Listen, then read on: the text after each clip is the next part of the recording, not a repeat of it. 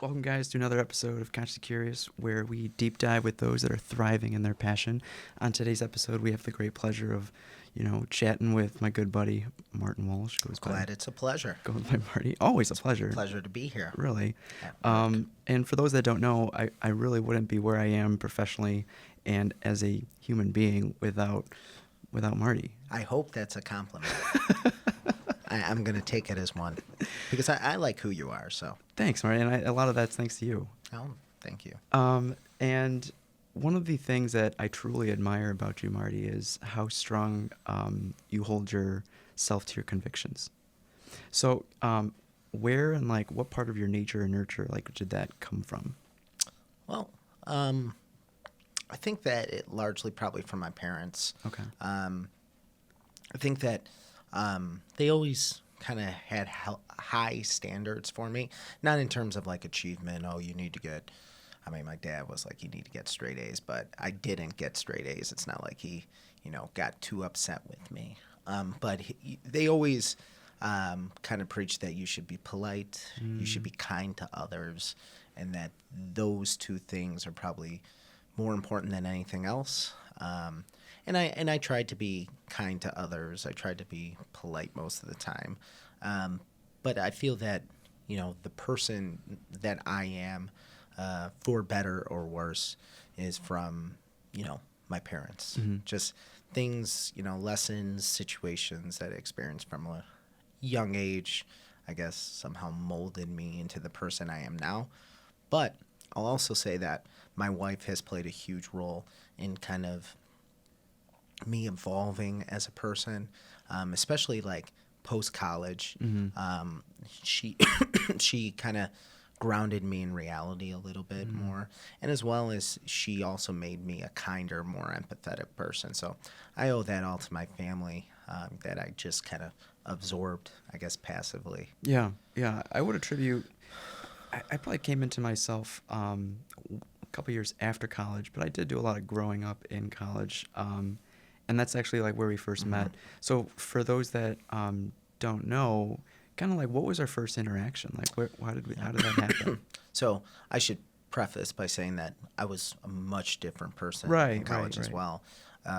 So we were, it was me and our good friend Brian Lewandowski. We were at a frat party. Essentially, if you don't know, Victor and I were in a fraternity together, and we were at a party where we were inviting potential recruits, and Victor was one of the potential recruits. I didn't even know. Yeah. So Brian and I saw you across the room, and the rest is history. I think we even got a photo on that first meeting. We did. I was very brown that day. Yeah. Summer jobs. And shifting back to the focus of the episode, I guess, what was your professional or career-driven goals while you were in college, or even before that? What did you think you'd be doing? Well, I think that when I was young, I wanted to, by young I mean maybe early high school, pre-adolescence. I wanted to be, probably a doctor, somebody that could help someone. I bounced around the idea of being a pediatrician, and I think being a somewhat sick kid, being a diabetic and a kid and seeing doctors, that's why I think I was kind of connected to that. I'm a kid, I see doctors, I could do that. Yeah.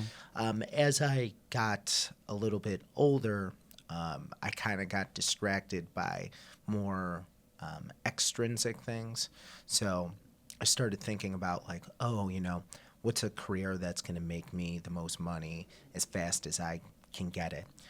So I went into college. I don't even know if I really shared this with you. I went into college freshman year with the intention of going to pharmacy school. Yeah. Because I'm like, oh man, you could clear 6 figures. I'll be working in okay. Realism, reality slaps you in the face pretty hard.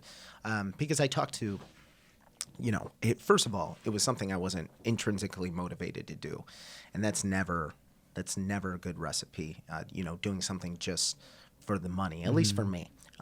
So I kind of shifted my goals to become pre-med. And I think that was decided largely my sophomore year, like mid-sophomore year. I'm like, oh, I want to be pre-med. So it wasn't a huge difference in terms of classes. But at the time, when I was at UIC as a freshman wanting to become a pharmacist, you didn't even need an undergrad degree. Yeah. You could do 2 years and go to pharmacy I didn't know it was that school. recent, actually. Yeah. Oh. So, so the big difference was like, okay, I'm going to get a degree now. Oh, I'm going to do biology. And then throughout college, I would say that was always kind of still the goal to go to medical school. But then kind of organically, not planned out at all. I did plan to become an EMT, but then as working as an EMT in college, organically, I kind of came upon an opportunity to teach an EMT class, which I was not very underprepared for. Okay. And I feel that it wouldn't be a responsibility that I would have ever given myself. Like in this role right now, would I have some, 22-year-old kid who's only been an EMT for 3 years teach an EMT class? No way. But that opportunity was kind of a catalyst for kind of where my career went. So after teaching EMT, I'm like, I should go to paramedic school. It's something I always kind of toyed around with in my mind, but that kind of pushed me over the edge. And then after going to paramedic school, I'm like, I love this. I love being a paramedic, and I love teaching EMT. And, the longer I taught EMT, the more involved I got with the program here at UIC. The longer I became a paramedic, the more kind of attached to that profession I became. So that's kind of why I landed where I did, I guess. Who or what got you into EMS? So that's actually kind of a funny story. So when I was planning on becoming a physician, during my undergrad, I also toyed around with the idea of becoming a PA. And if you want to become a PA, they pretty much say you need some sort of paid healthcare experience before going to PA school. So I'm like, oh, well, I talked to a few other people who had interest in becoming PAs as well. And they said, the way most people do that, they go to EMT school. So something I thought about, and ironically enough, Tommy Perazzo, who's not an EMT, he's not in the healthcare field, not in the emergency response world, was taking an EMT class. And upon the time he was almost done with it, I'm like, hey, where do you take it? He's like, oh, I took it at Christ Hospital. I'm like, how much was it? How long was it? Was it hard? I was trying to make a decision whether or not I could balance it with my already full, school schedule. And he told me, he gave me a phone number of the instructors. I called them up and I said, hey, my name's Marty Walsh. I'm thinking of becoming EMT. Because I might want to become a PA. I don't know, some stupid extra, unimportant information I added in there. And I said, well, when's your next class? They're like, starts tomorrow. We have one spot open. So I made really a one day, decision on the moment. Okay, I'll be there. So the next day I started EMT class, and that pretty much started my career, I guess, in EMS. Did it come naturally to you? Well, I wouldn't say it did. I mean, I think that some of the attributes that you need to have to become a successful EMT or paramedic, I think that I had them. But as we say in class, a lot of the practice, a lot of what we're doing is not intuitive. Yeah. So I think that it was something that I definitely had to learn and work for. It didn't come easy. I had to work for it, but I felt comfortable in the work. So I felt comfortable interacting with patients. I felt comfortable, being involved in situations that could potentially be emergencies.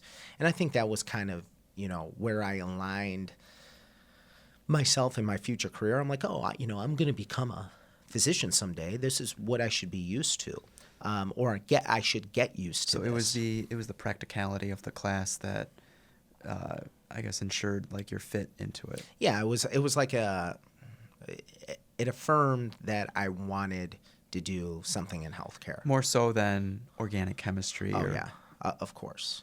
Okay. And at what point did you let go of the physician route? I'll be probably actually more recently, probably right before I got my master's degree. No shit. Yeah, so I was I was still toying around with the idea, but you lay roots. Each year you're on this earth, you lay roots. So I met my wife in that would be 2015, or 2014. One of those years. Sorry, I know when Mommy. we got married. 2017, March 25th, 2017. And I believe that it was 2015. No. It was 2014. So we started dating, and you slowly lay down roots. We get engaged. We lay down more roots. We, buy a house, lay down more roots. Get a master's degree. Now we have a child. And the more roots you put down, the less kind of flexible you are to just say, hey, I'm going to quit my job and go to medical school. All right, Yeah. honey? Right. And not to say she's not supportive of my dreams, but, I pursued things that I might arguably be more passionate about, like my family. And it just became less realistic. Who knows? Maybe in 20 years I'll go to medical school. But it was kind of life that made me stop pursuing it because I just didn't have the time to, retake these undergrad classes Right. that were over 5 years old. I didn't have time to study for the MCAT. So So it'd be a different story if you were still single. perhaps, Yeah. I mean, if I was single, and actually probably not, man, because when you're single, I mean, if I was single and I was sitting on a pile of money, yeah. But the fact that, how am I going to pay my bills? I'm not moving back in with my parents. No, you take out loans. Yeah, you can do that too. But living loans too, yeah. So being, 31 years old, that would be, I would feel a little more uncomfortable doing that. I think, and, if I had a time machine and I could do it all over again, I probably wouldn't make different decisions. Mm-hmm. You said this in the previous episode, but what's that feeling you get through emergency medicine, regardless as an EMT or paramedic? What is your objective with each patient? Yeah. So I think the most important things in life are to be kind and to be happy. I think that anything else is, it's extra. For me, that's not for everybody, for me. And I think that I kind of transitioned that a little bit to my career. I'm happy with what I'm doing, and I have an opportunity to, show some kindness to someone. And when we talk about a patient, particularly a patient having a real full-fledged emergency, it's responding to someone on their worst day. Mm-hmm. So that's something we talk about a lot in class.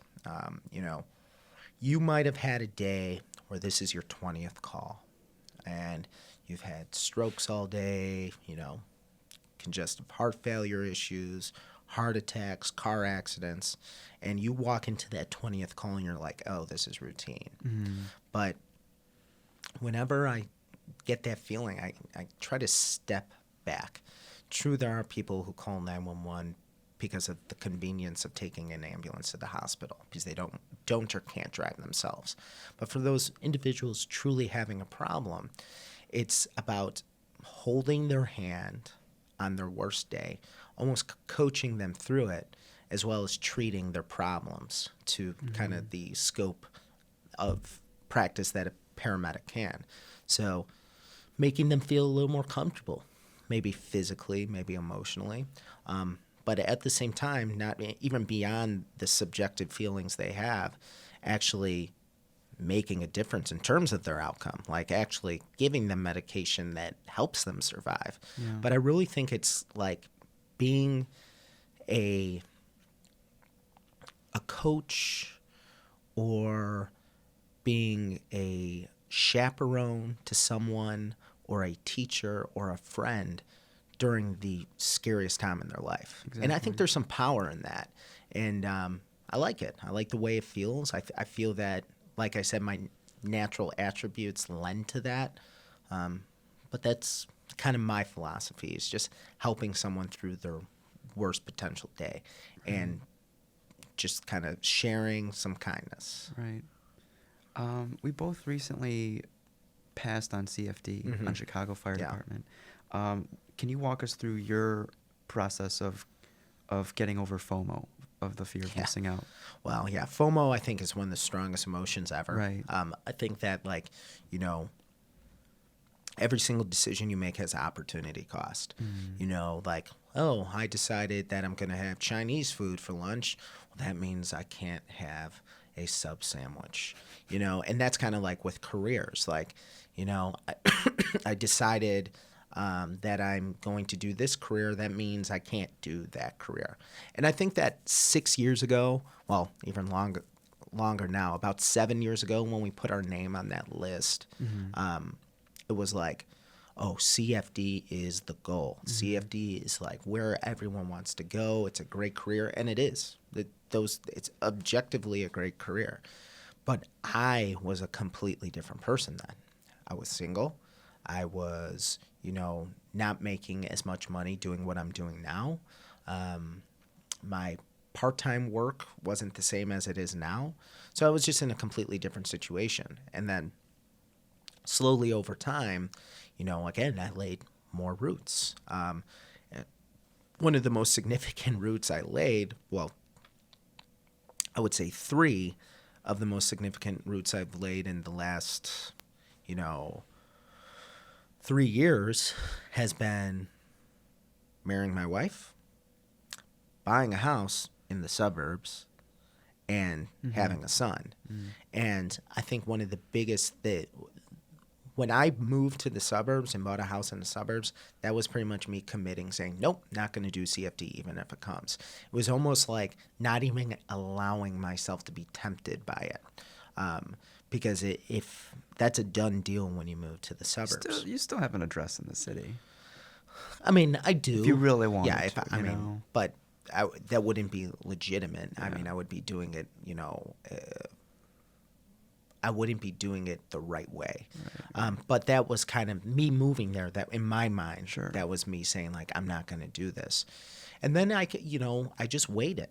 I, you know, actually wrote on a piece of paper pros and cons. And the pros were definitely there.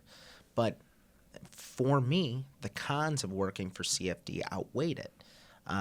You know, and in terms of, I mean, we have a lot of friends on CFD right now, and I really don't have that much FOMO. And I think that's largely due to the fact that I've kind of changed my philosophy in life to be happy where your feet are, not always like, look, oh, the grass is always greener over there, and, you know, I always need to be changing to do something positive. I'm very happy. And also, in terms of the work being done, I can do that at my part-time jobs. So, Yeah. you know, I mean, it might not be as busy as CFD. You might not see all the crazy stuff that, you know, our CFD paramedics see. But, you know, I'm on an ambulance 2 times a week with the fire department. I see stuff. So I think that that's kind of also helps me overcome the FOMO. But overall, it's just being happy where you are, enjoying life where you are right now, rather than I'm going to be happy when I do this. I'm going to be happy when I do that. Right. And you almost got on LA as well. So I did get on LA. LA, and I turned that down as well. Okay. Was that harder to turn down? Because you were less Well, roots, right? Yeah, I had, but the problem with LA was, I had just bought the house. It was right after I bought the house, or like right before we closed, or something like that. And those of you who don't know about Los Angeles and Los Angeles County, I mean, on the salary I would be making, I would have to live with my in-laws forever. I mean, financially, again, pros and cons on a piece of paper, the cons outweighed the pros. Right. And, you know, again, it's like, oh, would I love living in SoCal and, you know, doing what I'm doing here out there? Yeah, I'm sure I would. But I think that I'm happy now. I'm not unhappy because I'm not out there. Yeah, that's a good way to look at it. I wonder if like you could be happier, I guess. I Like, mean, yeah, to like be content but never satisfied. but I think you can mull over that all the time. I mean, there's always things To just like- keep going. Yeah, I guess. I don't think that I'm plateauing by any means. Oh, okay. I don't think like, oh, this is it. But at the same point, I guess like I can foresee, I have goals set for myself that I want to reach, and there are things that I do to improve myself all the time. Like, for example, I'm in the fire academy now. You know, I finished my master's degree. I'm mulling over the idea of going to school again, potentially even, you know, down the line getting a doctorate in something. So it's not like I don't want more. I don't, but I'm not going to let myself kind of be upset because I'm on the path I'm on. So instead of thinking of it as like levels, like this is CFD, this is my current life, this is LA, I think of it more as a pathway. So you're walking down a path, and when, you know, CFD was offered, when LA was offered, I could have gone this way or I could have gone that way. And I went that way. I'm still walking along the path, and I'm still progressing down my path, but I'm just not on the CFD path anymore. So I'm not looking over to my right saying, oh, that path looks prettier. That looks like a prettier hike. I'm saying the path I'm walking on is beautiful, and I'm going to keep on walking down this path. And then when there's other, you know, bifurcations or trifurcations as you walk down the path, you know, I'll look down once and say, okay, well, I could go down this path, or I could go down this path, or go down this path. And the one that works best for me right now where I'm at is the one I'm going to pick. Yeah, I love that. And not be upset that like, oh, Just I picked the wrong own your path. decision. Yeah. And make a thoughtful decision. You know, I'm, to a fault, I'm like super anti kind of spontaneous. Oh, okay. I'm not very impulsive. I really like think about things, and sometimes I like lose sleep over thinking about these things. But, you know, I made a finalized decision that CFD wasn't going to be my path. And not because it's not a good job. It's just that, again, on the piece of paper, the pros and cons, for me right now, Yeah. you know, the pros did not outweigh the cons. Yeah. You've been teaching for over 7 years now. Yeah, since 2012. And you said you wouldn't thrust that role on someone who's 3 years into being an EMT. Yeah. What have you learned over 7 years? Like what? Ooh, so yeah. much. Yeah. Yeah.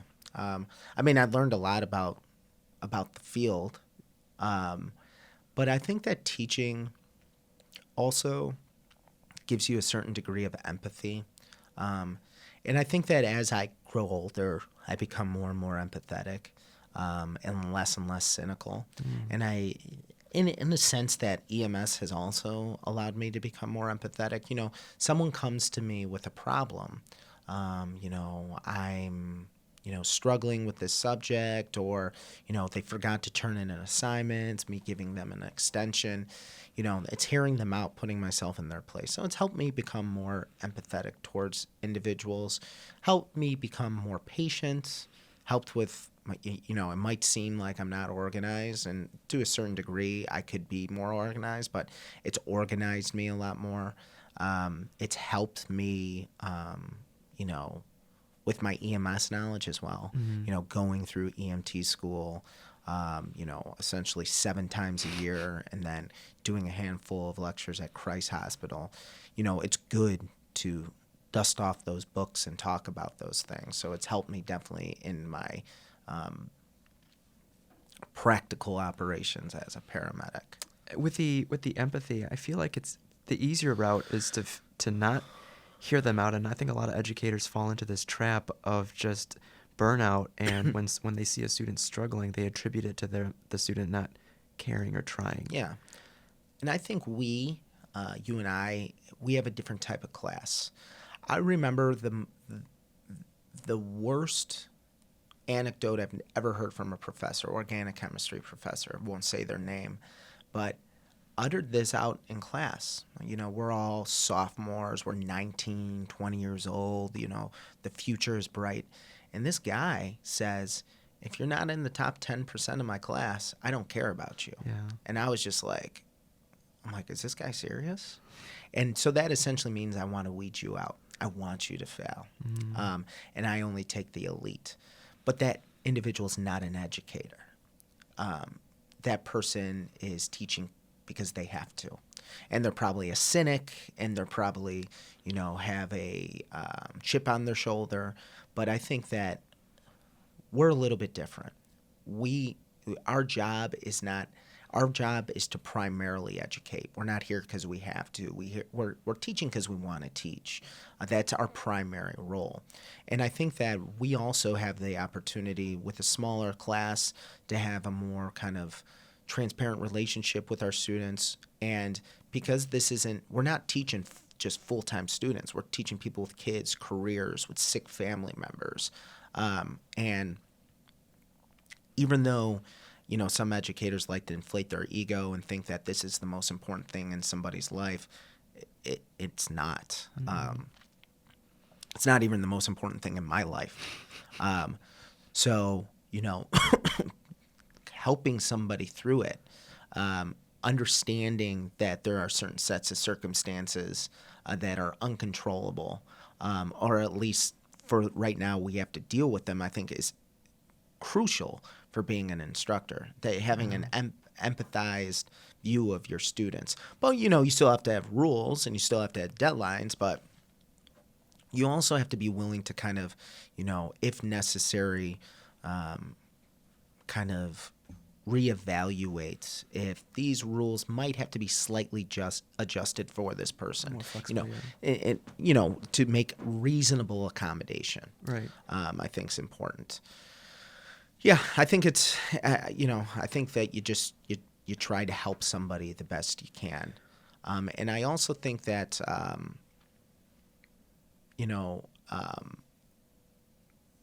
when you have, my overall teaching philosophy is that if you want to succeed, I want you to succeed. Mm-hmm. If you don't want to succeed, I don't care. I can't care more about your grade than you do. So there's a difference between a person who couldn't make it to class or showed up to class late because they had to pick up their kid or the babysitter was late or they're taking care of a sick family member versus someone who, just doesn't know how to manage time and comes into class. Person A, the first person might pay attention in class, ask questions, ask what they missed. Person B might sit there and sleep during class. Person A, I'm fighting for them. I'm their biggest cheerleader. Person B, because they don't care, I don't care. Mm-hmm. So, and that's something that a teacher had said to me in high school. It's a quote. I use it like it's my own, but I can't care more about your grade than you do. Mm-hmm. But I care just as much as you do. So if I want you to succeed, if you want to succeed, I want you to succeed. And I'm going to work for you to succeed. I like those. I align with all those qualities as an educator. What do you think makes a good lecturer? Lecturer or lecturer? Both. Yeah. Well, I think there are a few things. As far as cultivating engagement. Yeah. And I think this might be controversial because there might be people out there say oh, Marty, your lectures suck. But for me, and this is something you talk about what you learn throughout time. And a less, in a more practical sense, one of the things you learn teaching this class, 2 times a semester for, almost 8 years is, the points of the lecture. So my first time going through a lecture, I might be talking about every single point. Now I don't even really, I glance at the lecture slide for a second and I talk. Yeah. And I talk about kind of I provide some anecdotes. Right. I further elaborate. I break it down into less jargon-like speech, Right. and I kind of go a little bit deeper. And I think that for me, from my perspective, there's the one thing that, and and I sympathize with my students because, like, I'm still a student. And, I've been in school for essentially 31, well, not 31, but, 27 years. Right. One thing I really dislike is when someone's just reading a PowerPoint and just insulting somebody's intelligence. And I think that, like, a lot of people, they like the idea of being an educator. I mean, we know tons of EMTs and paramedics that get their lead instructor license. They want to become a, EMS educator. But they just aren't good at it. They just read the PowerPoints. Right. But I think it's to make a good lecture, it's kind of, one part the actual cognitive knowledge that's in the book. Another part is kind of experience. Experience, sharing stories, which can kind of detract, but also just providing kind of little anecdotes to help people remember it. Yeah. What advice would you give to the student trying to take notes? Because I see a lot of our students just trying to write down word for word off the slides. Yeah, it's absolutely useless. So what would you recommend they do? Well, it might not be useless because some people learn by just taking notes, like writing it down, cements it in the brain. But what I try to do is I now, and this is something I learned this semester, I actually gave a note guide. So I wrote down actually what they need to get out of this lecture, which I can tie back to certain objectives. But part of the thing that I try to do is in the things that I'm saying are the things that you should be taking notes of. Yeah. Whereas, these lecture slides, you could read them like a textbook if you want, but just writing down, not paying attention to me and just writing what's on and that sounds very like that I have such a self-inflated opinion of myself. Not necessarily, but you know what's going to be Yeah. eventually tested on, and it's just, and that's what I try to do. I try to I don't believe that there is really a space for trivial knowledge in as practical of a field like EMS. Everything that I'm saying are kind of notes, anecdotes, things that you are actually going to use in the field. So when I say something, it's not because I'm trying to over-explain something to showboat my knowledge, but I'm giving you these tools to actually use in the field. And I think EMS is a little bit different than a lot of other fields in that respect. I mean, like pre-med, organic chemistry, it's a weed out. And you can make the biggest argument in the world to me, and I won't agree with you. If you are a physician, let's say an emergency department physician, you do not need to know organic chemistry. No other nation in the world really does it like we do here. You don't need to know, there is a chemistry element, but you don't need to know how to write out mechanisms. If you talk about physics 2, which is usually like currents and we talk about currents when we're talking about defibrillation and things like that, but that's trivial knowledge. It's more so kind of molding your mind, Exactly. preparing Critical you to thinking, study. right. Yeah. But I think that if it was more practically geared, like you had organic chemistry for pre-med students or pre-health students, organic or physics for pre-health students, that would make more sense.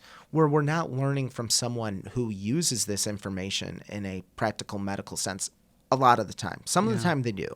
Right. A lot of the time you're working with someone who has a passion for a subject that sometimes gets lost in translation during esoteric. education. Yeah, exactly. Yeah. So as a good educator, you have to be able to break it down and make it relatable through maybe anecdotes or simpler terms, so the student. And I think that we have the benefit though of teaching a class that is practical.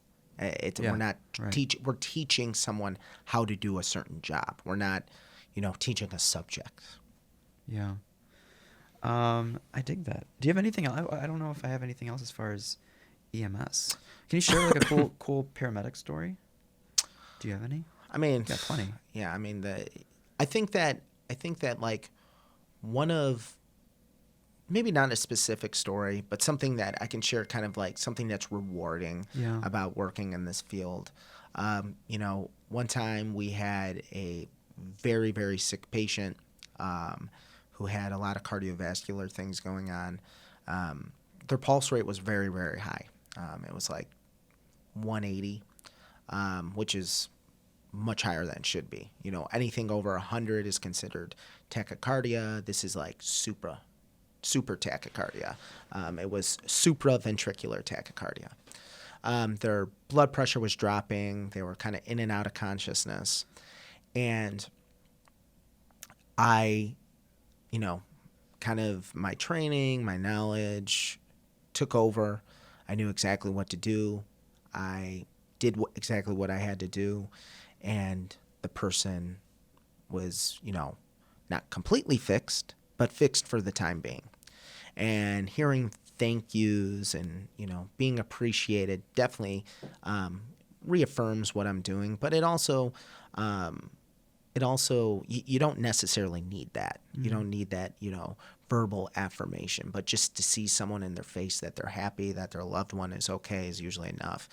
But there are a few things I think that aren't taught in any vocational school, or these are things that are usually learned.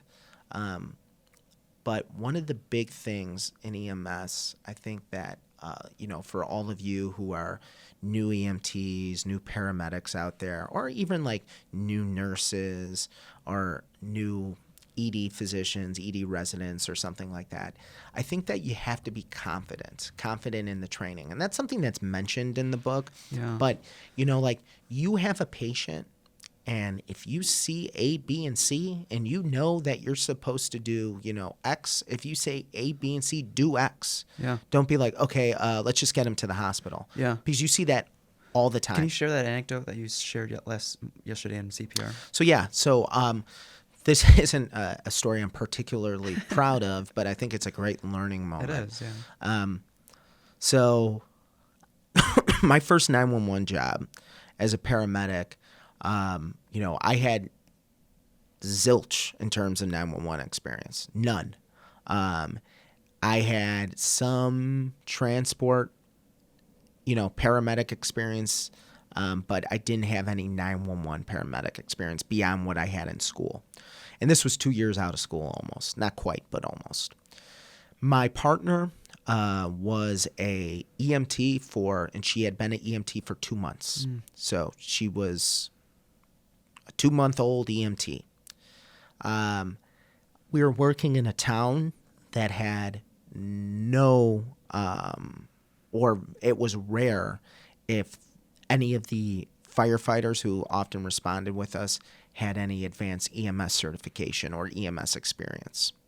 So we're dispatched to a cardiac arrest. I'm like, oh God, getting nervous. I'm thinking about it. And that is definitely not something I feel now, but I'm thinking about like, I need to make sure I give this med and recognize this rhythm. I'm uncomfortable. Yeah. So we get on scene, and I'm very well trained. I knew the information. I actually had just previously, had just taken a test like a week ago, on cardiology, and we come in, person's unresponsive. I go to feel a pulse, and I'm like, I don't feel a pulse. And then instead of starting care, I turn to my partner, hey, do you feel a pulse? And she's like, I don't know. And I feel again, I'm like, I don't think I feel a pulse. So it was like 10, 15 seconds where we're, deciding whether or not we felt a pulse. Where what we should have been doing the whole time is CPR. So for those of you who are, new in the medical field, like in terms of just talking about CPR, if you don't feel the pulse, then you have to start CPR. And I think that that's something that, now, yeah, no problem.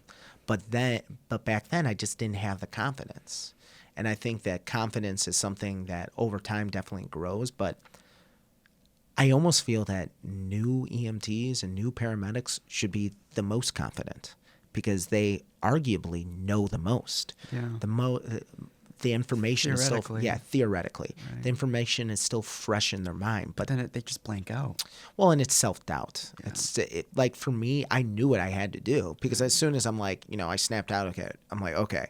And we actually got pulses back. So that was kind of a cool call. But, kind of just being there. So, as an educator, should we be seeking out more realistic scenarios? I think, if you have the opportunity to. Yeah. And the problem is the opportunity. Or just more clinical experience, Mm-hmm. Yeah. What are your thoughts on death? Yeah. And how has that helped you be a provider, I guess? I think that death is something I think about a lot, and not in like a macabre way or like, celebrating death or anything like that, but not really kind of turning away from it either. One thing I say in class, you probably have heard me say it multiple times when we're talking about death and dying, I tell, everyone to look around the room, look at your neighbor or look at every single person sitting in this room. And, I say that every single person you just saw will die someday. And I think that we, especially in this country, have kind of this disconnection with death. I mean, I think that a lot of us, especially us who've lost spouses, close family members, close friends to death, it's a little more real. But I think for a lot of people, especially people in our class, they haven't really even thought about death. And I think that death is, a rite of passage. Everyone does it. And I think that it's unavoidable. And but I also think that in certain situations, not so much we need to embrace death. That's kind of the wrong word, but we need to accept it. And I think that, that has helped me kind of accept my own mortality. That, there's going to be, there's going to be a time where I'm no longer here. And I kind of try to translate that back to our students. Like, we also look at our patients as just patients. You just have a patient who died in the back of the ambulance. And we forget that patients are people. They're people with wishes, hopes, and dreams.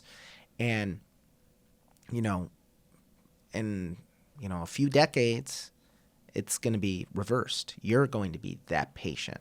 And I think that when you see yourself in your patients a little bit, it kind of helps you better empathize with their situations and maybe be a little bit kinder to them. But to also kind of understand what it feels like to be vulnerable. And I think that, that's a feeling that many people don't really experience. Kind of where you're in a situation, your hands are up, and, if you're a religious person or, a faithful person, you say it's up to God. Or you might say it's up to these practitioners who are working on me. And when you experience a vulnerable moment, I think your perspective really changes a lot. And I think it makes you a better, more empathetic person. And, back in August, I felt the most vulnerable I ever had when my son was born. Yeah. And, there were these complications and these problems, and I see him on the table, and he wasn't breathing, and they weren't stimulating them. And then I look at my wife, who's like, slipping into unconsciousness, and I'm just like, you couldn't do anything. Yeah, there's nothing I can do, and you can't fix that. And I'm somewhat of a religious person, so I prayed, and I prayed that all the physicians would do the right thing, and that no mistakes would be made. But you felt like you were on the chopping block, like it's like this is your time of vulnerability. And I think that we need to see that in our patients. We need to see that fear, and kind of appreciate it. Understand that this is they're up on that chopping block and they're afraid. They don't know what's going to happen. And when you kind of put it in that perspective, you have someone that's afraid that they're going to die. You're like, okay, I need to treat this person. I need to pay attention to their concerns. But I also need to do everything I can for them and be confident that I can help and fix them. Even if it comes off as a behavioral issue, it still seems legitimate to that patient. Yeah. So, yeah, another thing they say all the time is like, it's not your emergency. It's their emergency. What is an emergency is subjective. You know, like, hey, you're not dying. I was talking to someone the other day about this. Like, when would I call an ambulance? When would I call 911? I'm feeling chest pain. Be honest, Vic, I'd probably drive my butt to the hospital. I mean, I just probably would. That's not the right thing to do, but I probably would. Where we have some people who call 911 For like a stub toe. yeah, or like, UTIs, or they're feeling a little nauseous. And again, sometimes people call 911 because of the convenience of taking an ambulance to the hospital, but there are other people who are legitimately afraid of what potentially can be going on to them. And we really cannot have, our profession doesn't work if we have the perspective of like, this is not a real emergency and we're not doing all we can for somebody. And we're all guilty of it.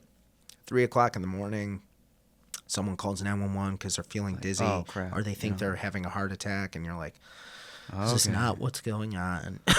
But that's not our job to justify why someone called 911. Our job is to be kind to somebody.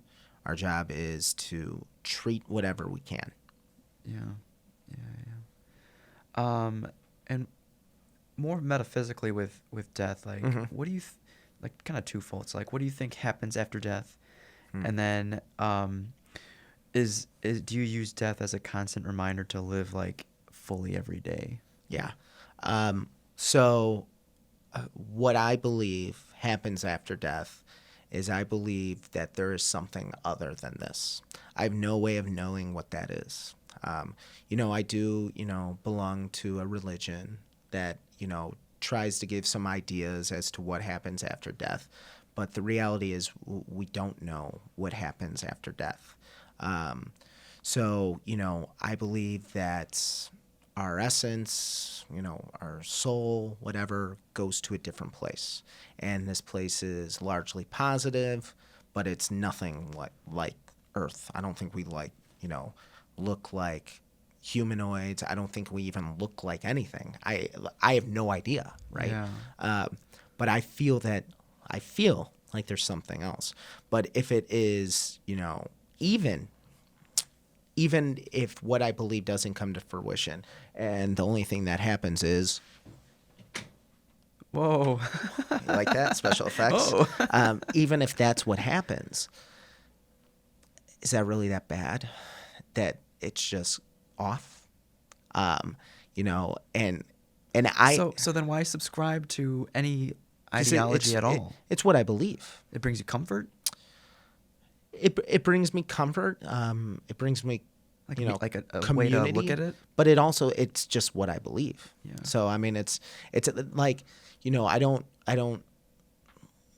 subscribe to a certain belief because that's, makes me feel better about death, because either or, I mean, I like the first one more, but I'm not afraid of the second one because I mean, it's inevitable either or.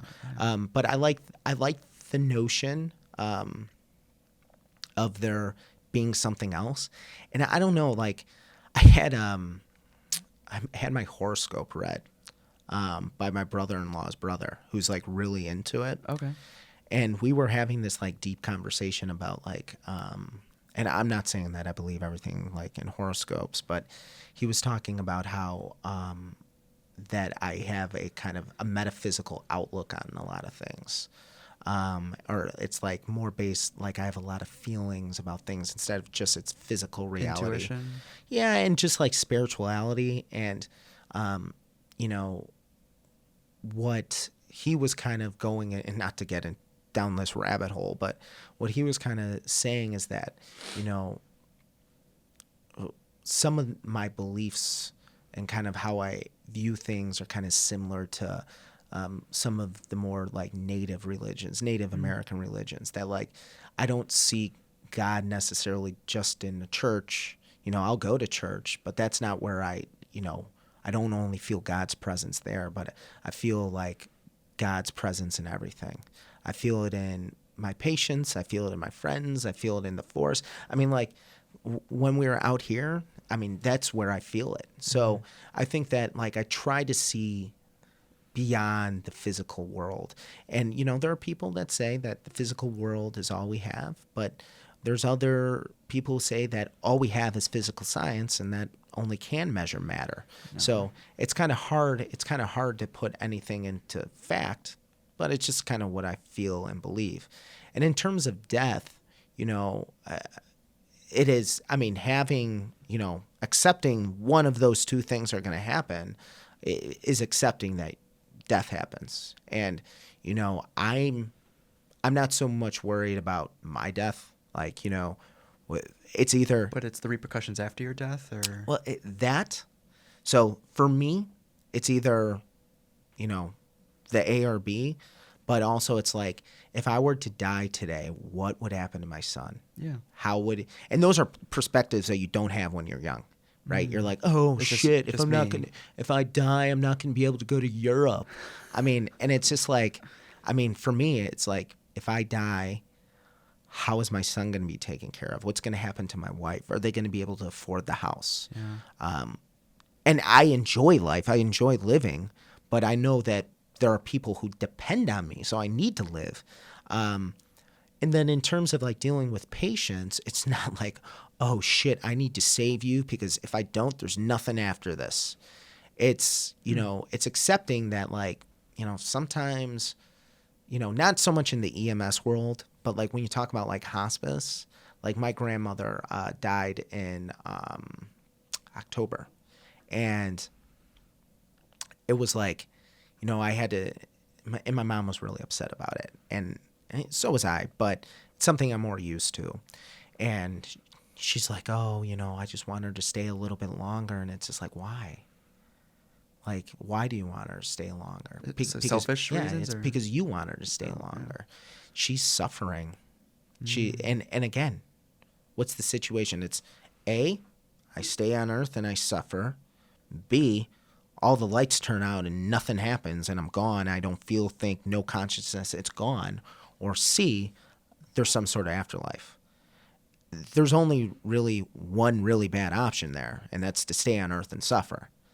So I think that, and my thoughts and views on these things are changing all the time. Yeah. And different experiences make me feel about things more differently. But I definitely feel myself getting more spiritual the more I experience. I think I subscribe to, I know that there's like something greater than us. Mm-hmm. And I think that's what most religions try to strive for is to humble people, is to have people surrender to something that's bigger than themselves. Yeah. And even if I think I probably subscribe to more of like the 6 feet under kind of, ideology, but I think I'd be pleasantly surprised if it was the other. Yeah, right? And I mean, it would be surprised because it'd be either surprise or nothing. But I think that's hard to wrap your mind around. Like, you die, and it's not like the lights just turned out and it's dark and you don't hear anything. It's nothing. Yeah, and one a vacuum. So I actually not even that, man. Like I don't know if anybody watches The Watchmen, but one of the characters speaks to their adopted daughter. The adopted daughter asks, well, is so-and-so in heaven? And the father says, well, he subscribes to the 6 feet under outcome. And he's like, no, they're nowhere. They're gone. And she's like, I don't understand. And he's like, pick a memory from before you were born. Yeah. And you can't, because you didn't exist yet. I mean, At least, unless you believe in reincarnation or something like that. But even then though, like, Yeah. what would you? So, well, maybe after you die, you remember everything, and then you restart again. So, I mean, or you could subscribe to, Joe Rogan's belief that we're living in a matrix right now, and that this is all a simulation. So, I mean, who knows? Yeah. And I think that, and this is something you said before, and I agree with you. You shouldn't let that be where you end up when you die. Shouldn't be kind of what dictates how you live. And again, and that's a philosophy that, again, I'm always changing, but like my goal now is just to be as happy as I can and as kind as I can. And the same goes for where you are born shouldn't dictate how you live your life either. Hell yeah. We have no choice when we're born. Well, and I mean, you look at tons of other circumstances, and then you're getting back into the, nature versus nurture situation, someone's circumstances. And I used to think that, and this is kind of a tangent, but I used to think that I'm the way I am. I'm successful. I have a job. I'm, not in jail, not a drug addict. I'm doing things because I'm a hard worker. And that's complete bullshit.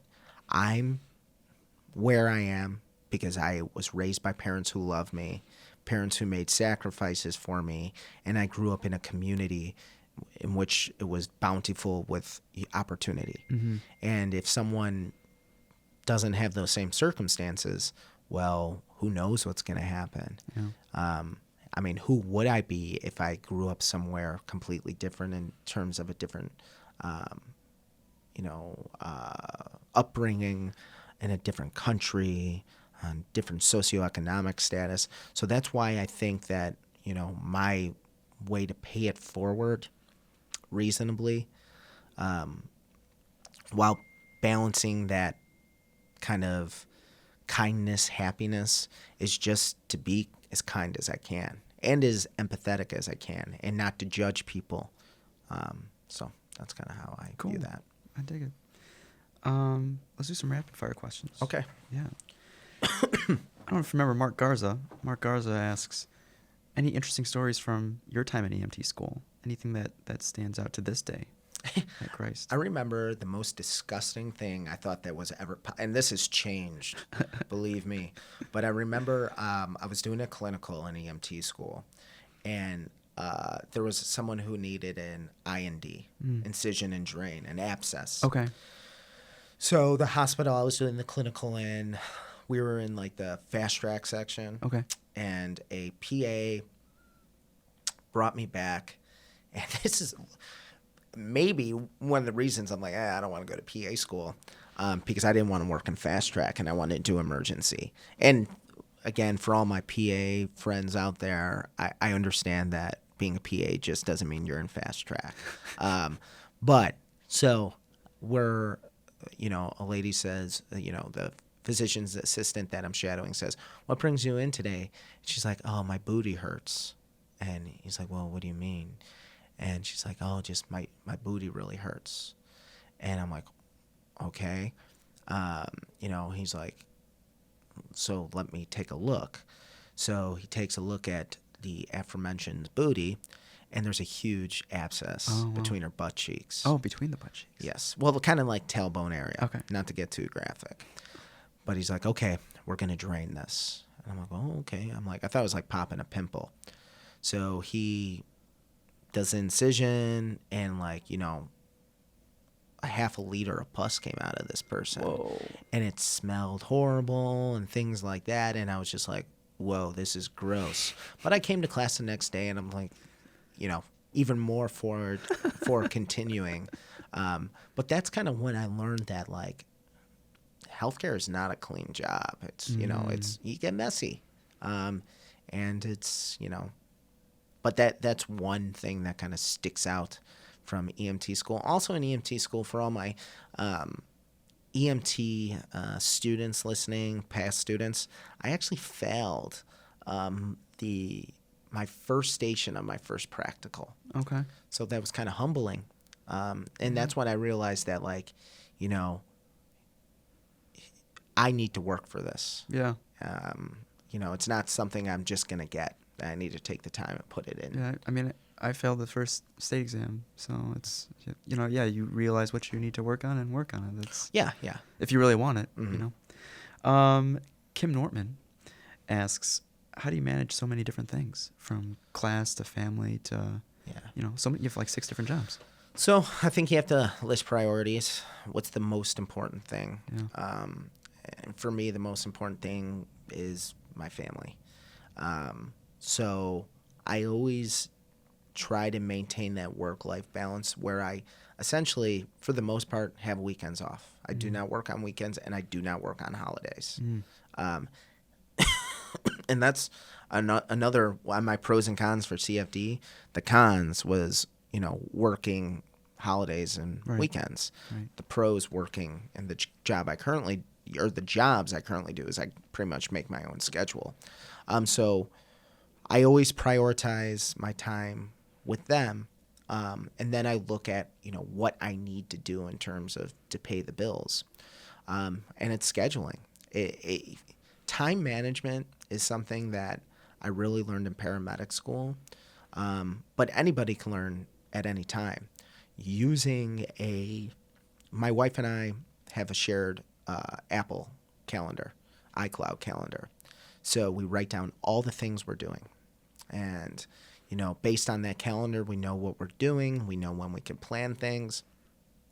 And I know what days of the week I'm going to be working my part-time job and my full-time job, but it's all time management. It's all about kind of staying on top of what you have to do. And I think for, you and I, did you work full-time as an EMT while in college? It was after you graduated, No, it was right? after, yeah. So I was working full-time as an EMT for my last 2 years of college. And that was, a taste of time management. Right. Where it's just like, you have to write down what you have to do and use a paper planner, use your phone. But I think time management is super, super important. But also, it is also important not to lose sight of what's important. Because, when I'm on my deathbed, I'm not going to be like, oh, man, I'm so happy I worked all those Saturdays. Yeah. It's going to be like, I'm happy I spent as much time as I was able to with my family. Right. Cool. Mike Scrobin, 2 questions. How do you continue to stay motivated? That's the first question. I'll let you answer that one. I think motivation is almost kind of like intrinsic. Okay. I think that, or you're doing things that are, you're intrinsically motivated for. Yeah. But I feel like there are people who are more kind of more easily motivated, I think is the best way of putting it. But I think it goes back to my thing where it's like, you have to be happy and you have to do what makes you happy. And my motivation for doing what I do is because, I need this to be happy. Mm-hmm.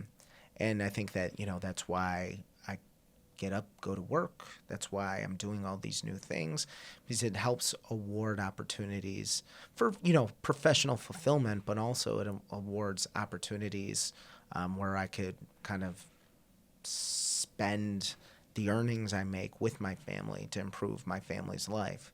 I mean, by no means am I like some rich person.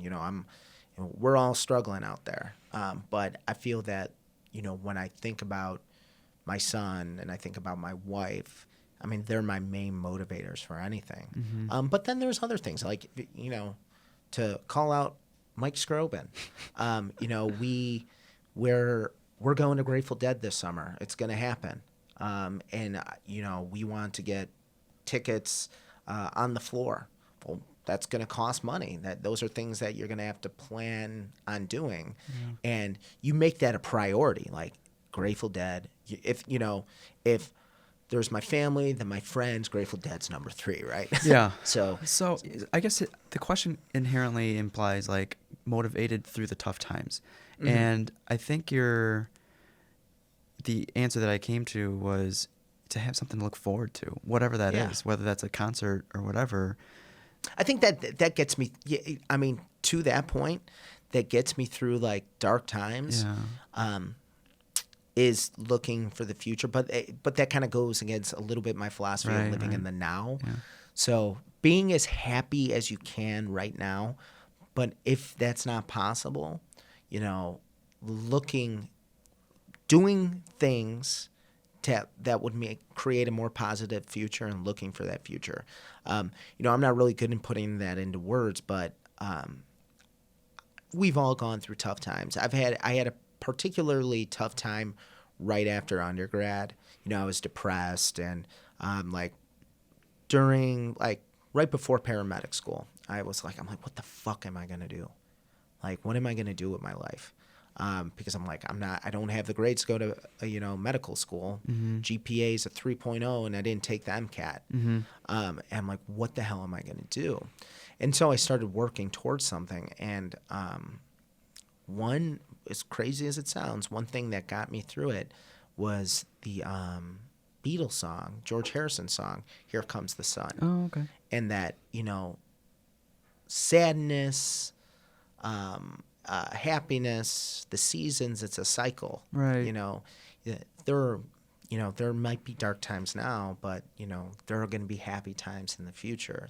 There's always, and vice versa. Yeah, it's impermanent. and you're going to be sad again. Yeah. And I think that there's always something for me to keep moving for. And I could have the shittiest day ever, but if I come home and I just hold my son, look at my son, see my wife, or I go to a concert, it's like, oh shit, my life is great. And I think that sometimes we need to stop and smell the roses and to actually enjoy things. Okay. Speaking of concerts, I don't know why Mike doesn't know this answer already, but he's like, who's your favorite musician? Ooh, man, it varies. It varies. Me and Mike both like Bobby a lot, Bob Weir. But I think that right now, and this changes all the time, but right now I'm really into kind of two people, both Grateful Dead related, but Robert Hunter and Jerry Garcia. And Hunter Garcia are pretty much, they wrote every great Grateful Dead song. Okay. So, but I'm more interested in Hunter right now just because of his lyrics. And his lyrics are so appropriate to where my life is right now that pretty much he's his songs are extremely positive most of the time. And it's pretty much just stop, enjoy life, love life, understand that this isn't going to be here forever. Don't get all mixed up and hung up on only career. Franklin's Tower is such an awesome song with great lyrics. And it's kind of the song's light and jovial, but if you just read the lyrics as a poem, it's just it's a beautiful song. Okay, yeah, you told me about it yesterday. Paul Davis asks, quote unquote, have a quiet shift, the Q word. Is that a cursed statement? Yeah. Well, I think for a 6 feet. Oh, it's quiet. 6 feet below guy for you, that's probably no. There's no such thing as forbidden words or supernatural. Right. The reason I don't say quiet is not because I think something's gonna happen, but if I said quiet and shit does hit the fan, I don't want to be the blame for it. So I don't because there are people that are. If I say, man, it's quiet today, and everyone's like, oh, what the fuck? And for those of you who don't know, the background is essentially if you say it's quiet or slow, the shift that was quiet or slow, all hell's gonna break loose. It's at a fire department. On the taboo, forbidden word, but I don't say the word because I think that it's going to make the day busy. I don't say it because I don't want to be the blame of the day being busy. But whenever you leave, you give them one last fuck you and say, hey, hope you guys have a quiet shift. Okay. John Besecker asks, do you find yourself paranoid that your child is sick or could be sick being in the medical field? I think that, there is not that ignorance is bliss, but I almost feel like I can more objectively determine whether or not it's a problem. So I'm actually kind of happy I have the background training because if he's coughing, because paranoia isn't just with healthcare workers. Like I know a few people that have new babies at home and they're not in healthcare, but they're like on Instagram and Facebook sharing So like they see, they'll RSV, see, so, RSV. yeah, So, but I think that I'm happy because if I know, I can notice the symptoms a little bit earlier. And even like we have a nebulizer at home, and we have some albuterol at home. Like I can know when to start the treatment. But I think that like back to kind of the question in terms of a situation where I felt like, you know, a little more fearful because my background is when he was born. yeah, I'm like, holy shit. I'm like, his APGAR is 1. Like, I knew what an APGAR score was. I'm like, his APGAR is super low. yeah. And I'm like, that is not good. And I know if his APGAR is that low, he needs resuscitation. So that kind of messed with me a little bit. But on the day-to-day, I'm actually happy I have the training. And it's, you know, it's part of my campaign for stay-at-home dad. I'm like, hey, Marlene, I got medical training. I can cook. I'll try to clean, but Yeah. I do a good job cleaning in here though. yeah, I vacuumed. Mario Miramontes asks, any advice for someone looking to organize a program for a growing field like anesthesia technology? So to give you background, he moved from Northwestern to, he's still part-time at Northwestern, but to University of Chicago, Mhm. and he's pretty much heading that kind of department right now. Yeah. So I guess think back to our earlier days and like, what do you think? Any advice for someone trying to grow a program? So yeah, I mean, well, you need to recruit, so you need the people, but I think that, and this is something that I've learned more so through my master's degree rather than my experiences, because like those of you who don't know, starting this program, there were tons of great people starting it, but we were kids. I mean, we were 20, 21, 22. We had no idea what we were doing. I mean, we were just lucky that, you know, what we threw against the wall stuck. Mm-hmm. But, you know, my recommendation towards Mario is to come up with a strategic plan. So, strategic plan has a few different parts. He needs to come up with like a mission statement. He needs to come up with goals, and do what we call a SWOT analysis. So it's like strategic goals, long-term goals, current goals, things we can change now, things we can change later. So I would, you know, you could go online and Google how to write a strategic plan, but I would Right. write a strategic plan, try to recruit great people with a diverse set of skills. Yeah. And if he's heading it, understand that like you want to hire people to do certain tasks that you can delegate and trust them to do, instead of you doing everything. And in terms of like anesthesia tech, I mean, I would partner up with anesthesiologists and have them give input of what they need and make a determination. Maybe do we need a certification? Do we need people with certifications, or can we do in-house training? And if you're doing in-house training, he should go to Northwestern and kind of, you know, copy what they've done. Because if it's not broke, don't fix it or don't reinvent the wheel. So, you know, and learn from their Right. situations that you think might be shortcomings. Right, Like, I don't right. like the way they do that, so we're going to do it a little bit differently. Yeah.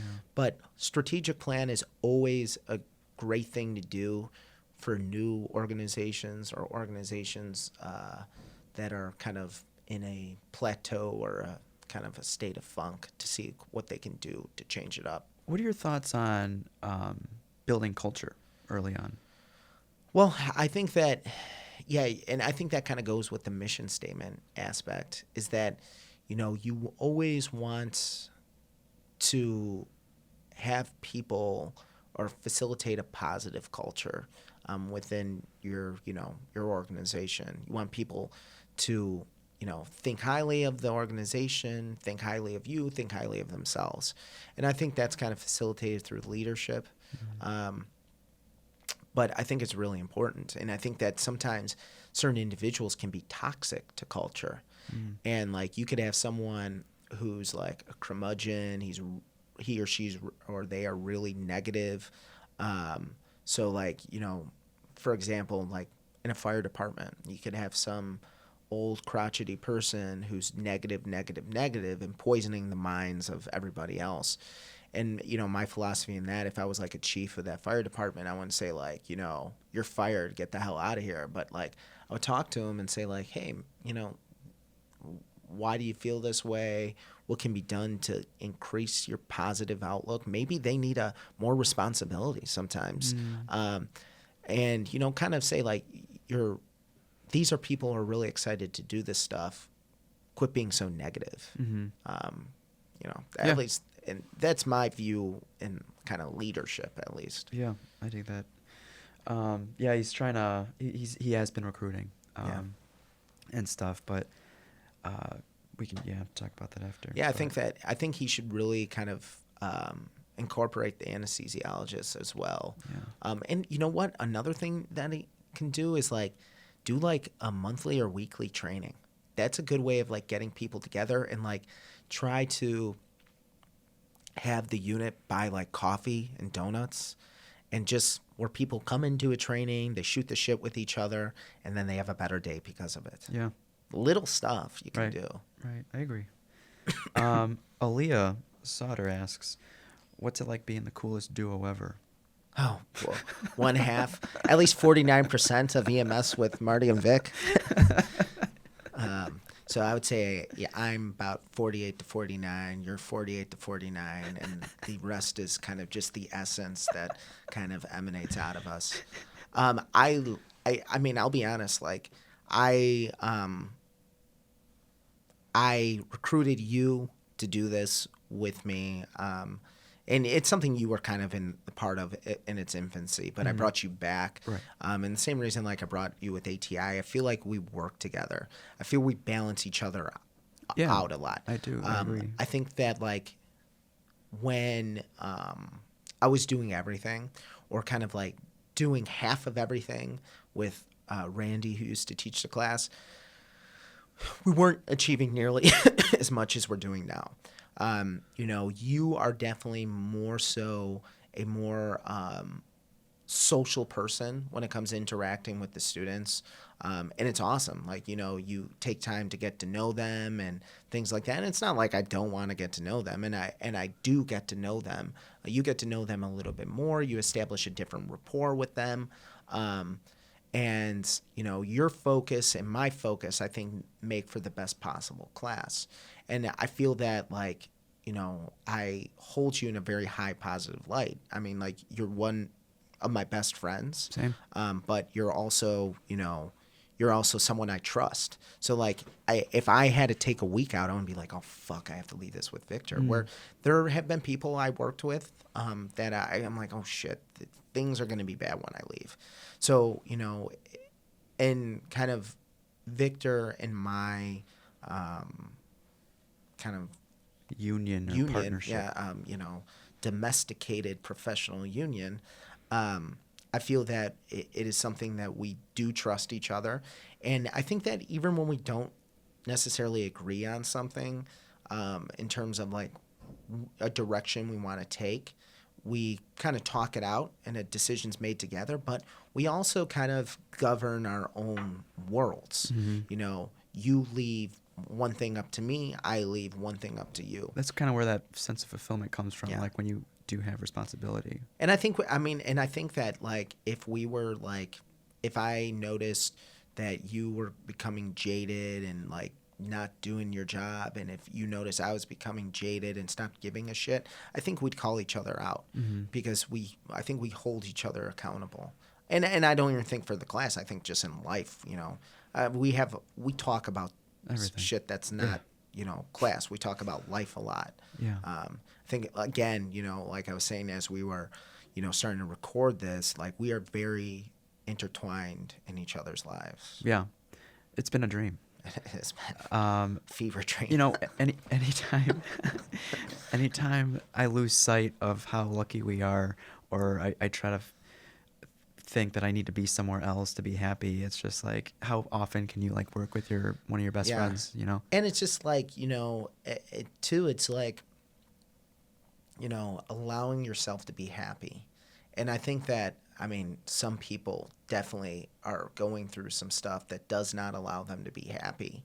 And some people are looking for fulfillment and they're not receiving that. Those are two things you need. But like, I look and say like, I'm so fucking lucky. And, I wake up every morning without a sense of dread and fear of how today's going to go. And that not everyone can say that. And I'm not just neutral. I don't wake up just like without dread and fear. I wake up with happiness. Like, no one likes working, but I don't mind coming to work. It's not like, oh man, I have this day ahead of me. It's something that, I enjoy doing.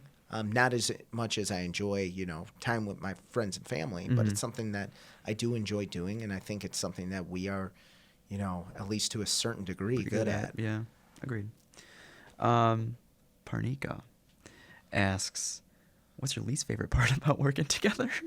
About working together with us. Let's see. I don't know. I couldn't really think of something. It's like you said earlier, we disagree, but like we don't we just talk it out.